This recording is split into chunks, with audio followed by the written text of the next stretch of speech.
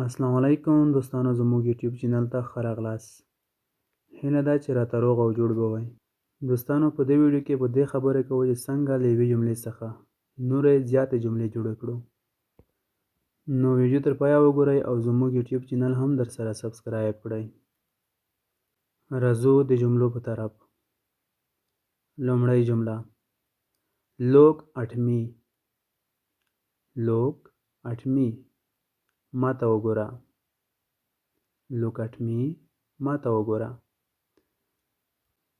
اوس له دغې یوې جملې څخه نورې جملې هم جوړولی شو، لکه د مثال په ډول: लोग आठवीं.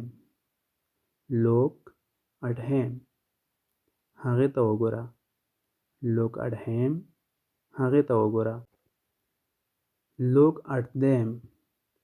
लोग आठवीं دوی ته وګوره یا هغوی ته وګوره. लोग आठवीं دوی ته وګوره یا هغوی ته وګوره. लोग आठ आज موږ ته وګوره. लोग आठ आज موږ ته وګوره. همدې ته ورته listen to me. listen to me ما ته غوږ شه. listen to me ما ته غوږ شه. listen to him. listen to him هغې ته غوږ شه.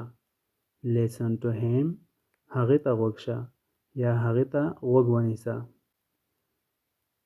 listen to them. listen to them هغوی ته غوږ شه.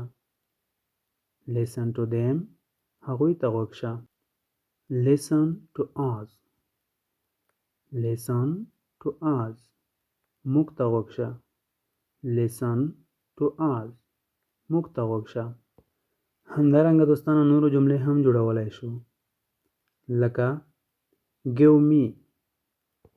give me ما ته یې راکړه. give me ما ته یې راکړه. give him.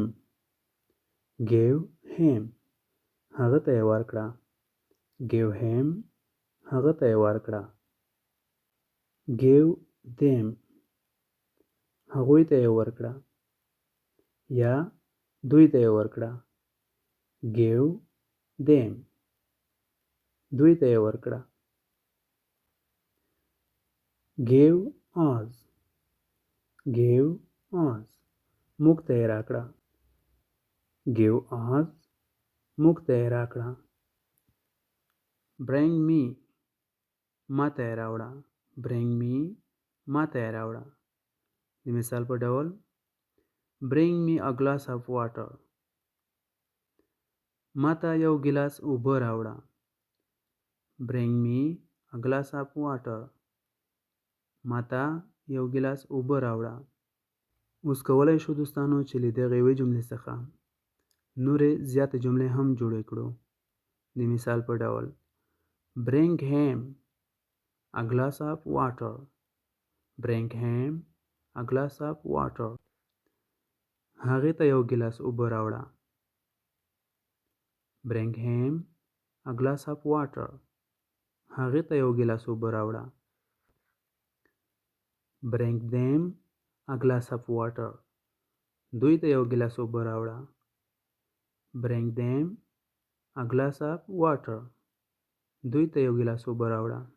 که څه هم دوستانو د ډیرو لپاره یو ګیلاس اوبه کفایت نه کوي، خو موږ یوازې مثال راوړو. bring us a glass of water موږ ته یو ګیلاس اوبه راوړه. bring us a glass of water موږ ته یو ګیلاس اوبه راوړه. دا وې دوستانو یو څو جملې چې تاسو ته مې په دې ویډیو کې در وړاندې کړې. تر بله ویډیو د الله په امان.